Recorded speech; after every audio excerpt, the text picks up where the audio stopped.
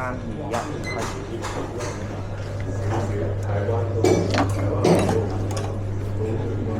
咁我哋今日咁多位選手咧，都好難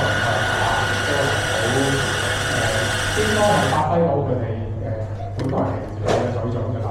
睇下今日會唔會可以係超水準嘅發揮啊？咁就算你勝出呢一彎都好啦，陣間都仲會有下一彎嘅。咁或者呢一彎落選嘅選手都唔使緊張嘅，咁就有一個機會喺下線度進級㗎。